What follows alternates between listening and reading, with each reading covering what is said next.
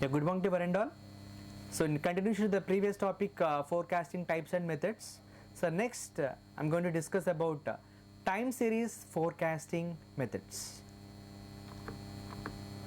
The aim of the session is to familiarize the students with the concept of time series forecasting methods, and here this session is designed to understand about the process which we are following in the time series method, and also to understand the processes of moving average as well as the weighted moving average methods under time series methods.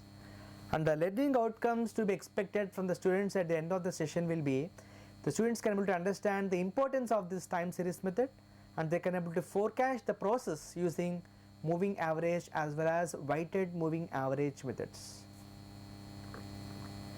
So time series forecasting method. A time series is a sequence of observations recorded over a certain period of time.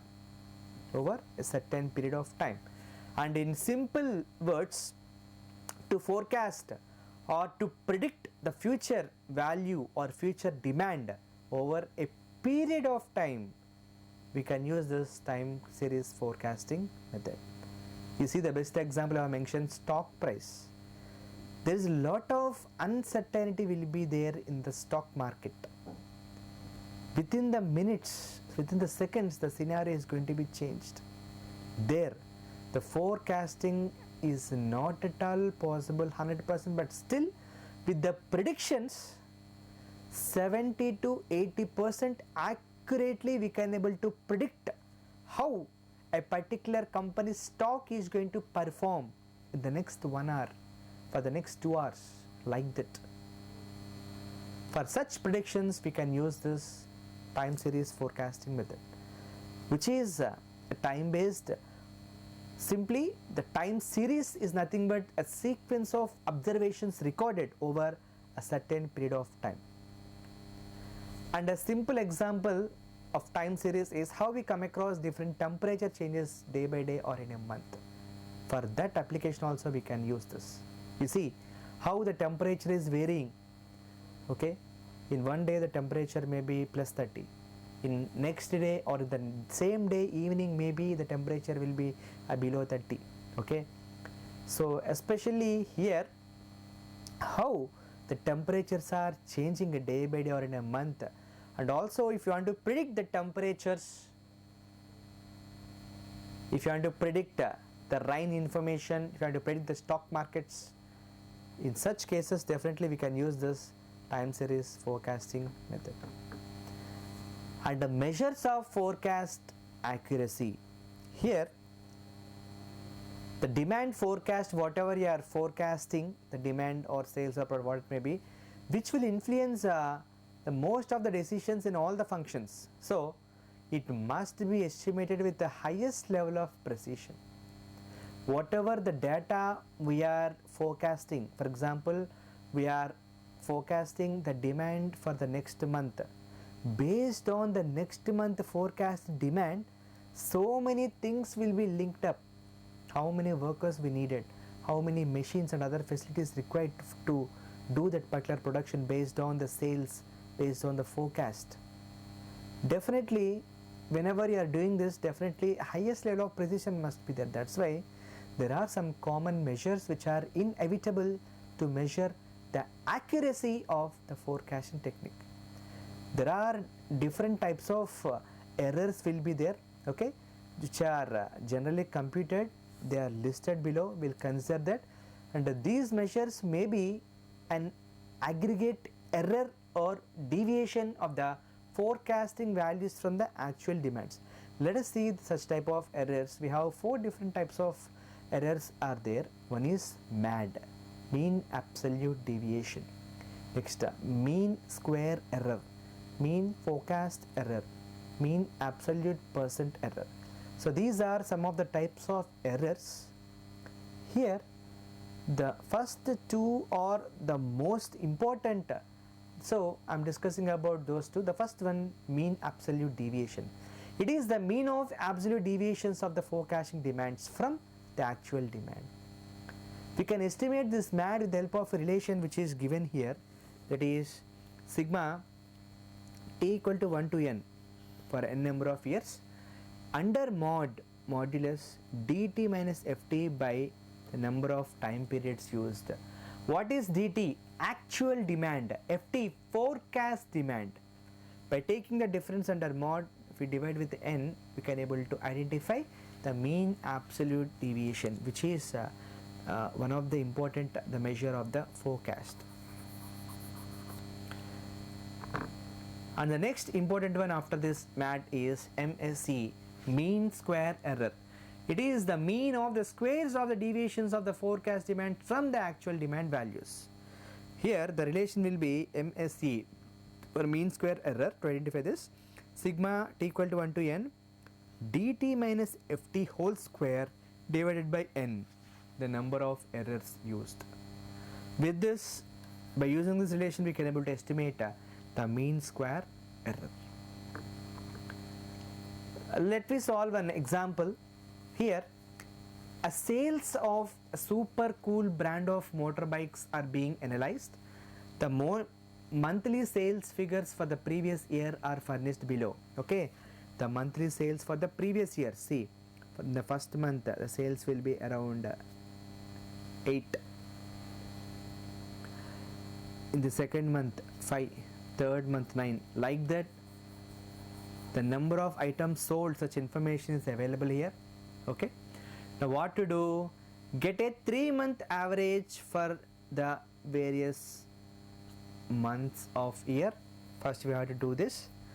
Get a 3-month weighted moving average weights for current month 0.5, previous month 0.3, previous to previous 0.2. Out of these two, 3-month moving average and 3-month weighted moving average, for this problem, out of these two methods, which method seems to give a better fit? Okay, and we may base your reply upon MAD calculations. What do you mean by MAD? We discussed already, mean absolute deviation, for which we'll use this relation. We'll consider actual demand and forecast demand. Okay, let us do this problem. Now for this given data, first we need to identify the 3-month moving by using the 3-month moving average method. We need to identify the forecast sales or the forecast value. Next, by using the 3-month weighted moving average method also, we need to identify the forecast value, based on which we can able to identify out of these two methods which one is the best. That we'll do now. First I am considering this is the given data using 3-month moving average method. 3-month moving average method. So from the 4th month onwards only we'll get the data. Okay, what is the average of the first 3 months? First 3 months. 3. Yeah, 8 plus 5 plus 9 divided by 3.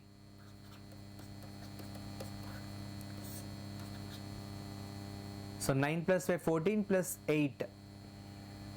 It's 22 by 3. What is the average? That average we have to take for the 4th. Next, the next 3 months average of 5 plus 9 plus 11 by 3 will come for next. Like that, 3-month average we have to take from 4th month onwards. See, the same I have recorded here.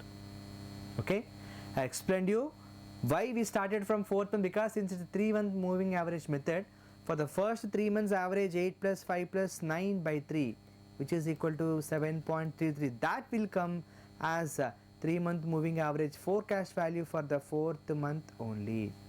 The next 3 months 5, 9, 11, the next 3 months is 5, 9, 11, these average will come for the next, that is 8.33. The next 3, 9 plus 11 plus 3 by 3, that will come for next. Like that, the 3 months average we have to consider. So that you have to record from 4th month onwards till the 12th month. Now we know using 3-month moving average what is the forecast value from the 4th month onwards up to the 12th month. Now using weighted 3-month weighted moving average method also, we'll try to estimate the forecast value. Here for the current month it is 0.5, the weight. Previous month 0.3, previous to previous month it's 0.2. Okay, now Here also we can able to identify the forecast value from the 4th month onwards only.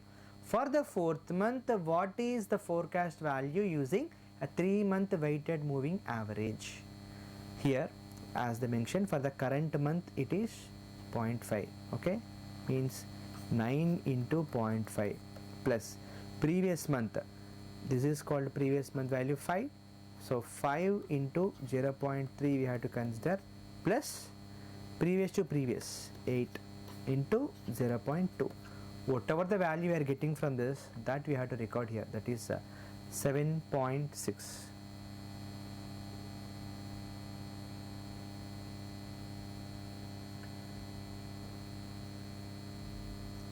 Next, for the 5th month we got 9.2. How we got 9.2? Next 3 months 5 and 11 you have to consider. So now this will be the current month, this is previous month, this is previous to previous, okay. So this is current, previous, previous to previous. Now 11 into 0.5 plus 9 into 0.3 plus 5 into 0.5. I'm sorry, 11 into 0.5 plus 9 into 0.3 plus 5 into 0.2. We got this 9.2. Like that, using the given weights for the 3 months, we have to calculate by using the 3-month weighted moving average forecast. Finally, we got these values from the 4th month onwards. Okay. Earlier, using a 3-month moving average, we got the forecast values. Now, using 3-month weighted moving average also, we have the forecast values. Now, tabulate both in a single table. Now, see, these are the months. From 4th month only we are considering, because with the help of either the simple moving average or the weighted moving average, from the 4th month onwards only we got the forecast value. That's why, so we are calculating the MAD values also from the 4th month onwards only. From 4th to 12th months they wrote here the actual demand values. Okay, from 4th month it's the 11 up to 12th month it is 18. So that is actually the given value only from 4th month to 11th month, 12th month. I wrote here, these are the actual demand values. Now, using simple average method, whatever the forecast values we got, the same I have recorded here. Now, the deviation, the MAD. Okay, so first, before finding the MAD value, first I identified deviation. The deviation is nothing but it is the difference between the actual demand and the forecast demand. The difference. Difference means always, you know, the highest values minus lowest value. The difference is nothing but the deviation I have recorded here. Next, so these are the forecast values I got from weighted moving average. Now, the deviation I have recorded. How are these deviations got? The difference between the actual demand versus the weighted moving average forecasts. These are the deviations of this weighted moving average forecasts.